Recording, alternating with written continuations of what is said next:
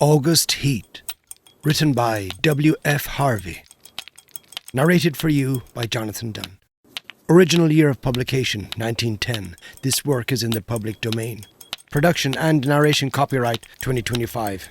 Jonathan Dunne.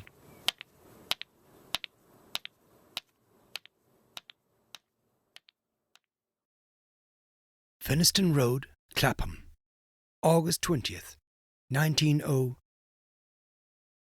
I have had what I believe to be the most remarkable day in my life, and while the events are still fresh in my mind, I wish to put them down on paper as clearly as possible. Let me say at the outset that my name is James Clarence Withencroft. I am 40 years old, in perfect health, never having known a day's illness. By profession I am an artist, not a very successful one, but I earn enough money by my black and white work to satisfy my necessary wants. My only near relative, a sister, died 5 years ago, so that I am independent. I breakfasted this morning at 9, and after glancing through the morning paper, I lighted my pipe and proceeded to let my mind wander, in the hope that I might chance upon some subject for my pencil. The room, though door and windows were open, was oppressively hot, and I had just made up my mind that the coolest and most comfortable place in the neighbourhood would be the deep end of the public swimming bath, when the idea came. I began to draw.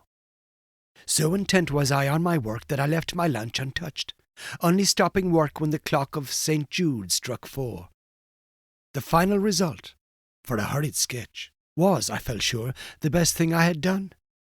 It showed a criminal in the dock immediately after the judge had pronounced sentence.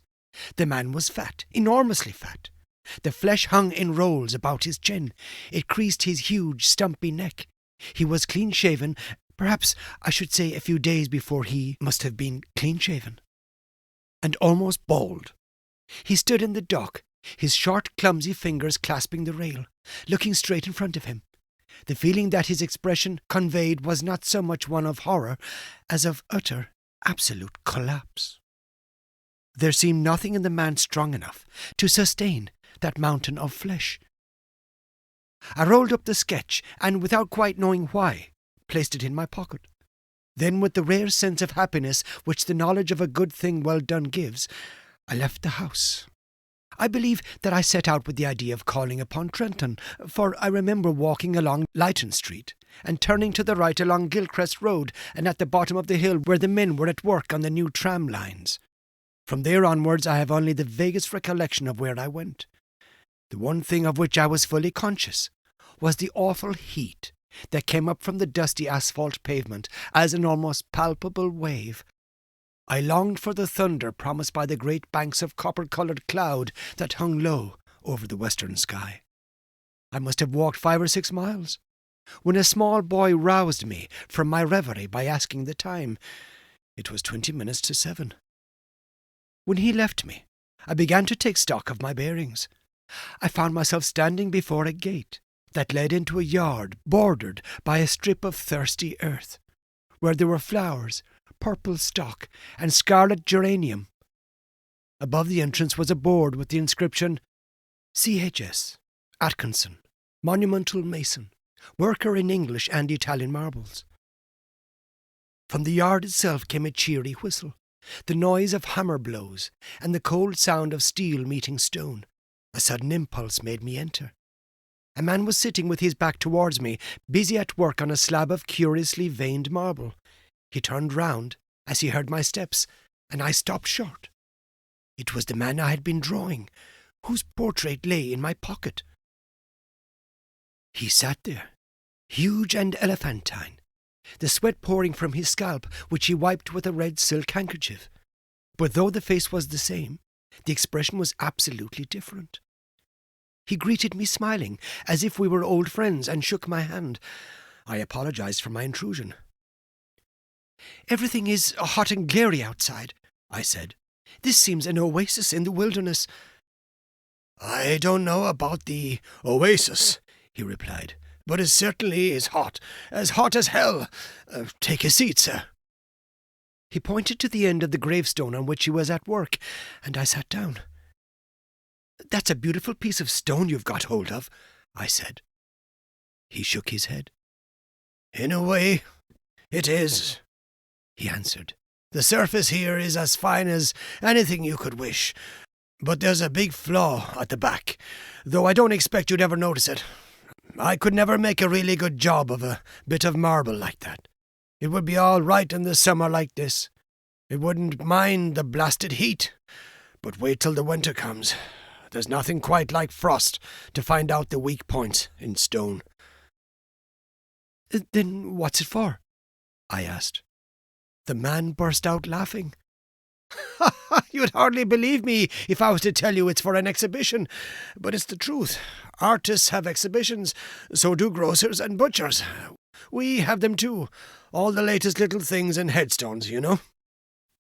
He went on to talk of marbles, which sort best withstood wind and rain, and which were easier to work, then of his garden and a new sort of carnation he had bought. At the end of every minute, he would drop his tools, wipe his shining head, and curse the heat. I said little, for I felt uneasy. There was something unnatural, uncanny, in meeting this man. I tried at first to persuade myself that I had seen him before, that his face, unknown to me, had found a place in some out-of-the-way corner of my memory, but I know that I was practising little more than a plausible piece of self-deception. Mr. Atkinson finished his work, spat on the ground, and got up with a sigh of relief. "There! What do you think of that?"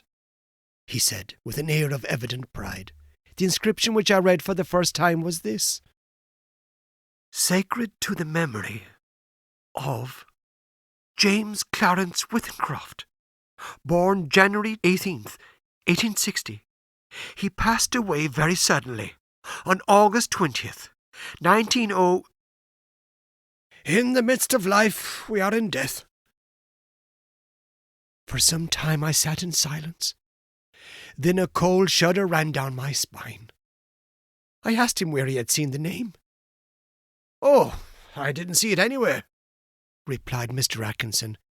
"I wanted some name, and I put down the first that came into my head. Why do you want to know?"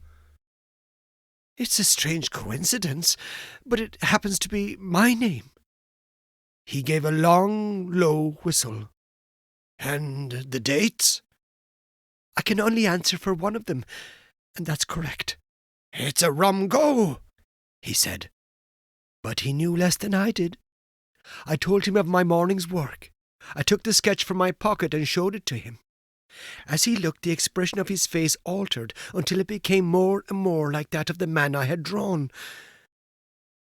"And it was only the day before yesterday," he said, "that I told Maria there was no such things as ghosts."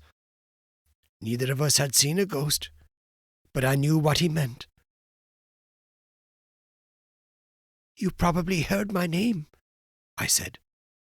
"Were you at Clacton-on-Sea last July?" I had never been to Clacton in my life. We were silent for some time. We were both looking at the same thing, the two dates on the gravestone, and one was right.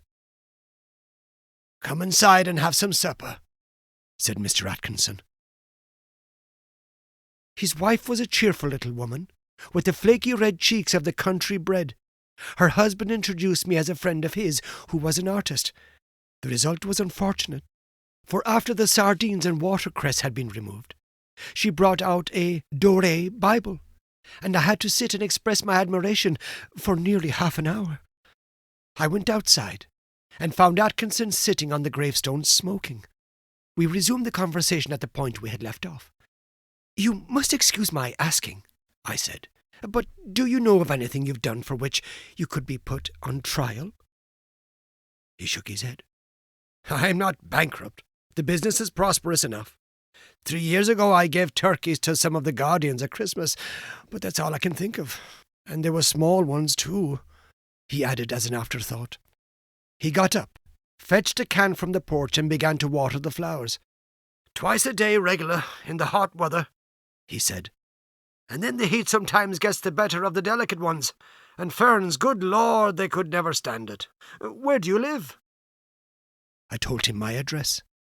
It would take an hour's quick walk to get back home. "It's like this," he said. We look at the matter straight. If you go back home tonight, you take your chance of accidents. A cart may run over you, and there's always banana skins and orange peel, to say nothing of fallen ladders." He spoke of the improbable with an intense seriousness that would have been laughable 6 hours before. But I did not laugh. "The best thing we can do," he continued, "is for you to stay here till 12 o'clock. We'll go upstairs and smoke. It may be cooler inside." To my surprise, I agreed. We are now sitting in a long, low room beneath the eaves. Atkinson had sent his wife to bed. He himself is busy sharpening some tools at a little oilstone, smoking one of my cigars the while. The air seems charged with thunder. I am writing this at a shaky table before the open window. The leg is cracked, and Atkinson, who seems a handyman with his tools, is going to mend it as soon as he has finished putting an edge on his chisel. It is after 11 now. I shall be gone in less than an hour. But the heat is stifling. It is enough to send a man mad. The end. This has been August Heat, written by W.F. Harvey. Narrated for you by Jonathan Dunne.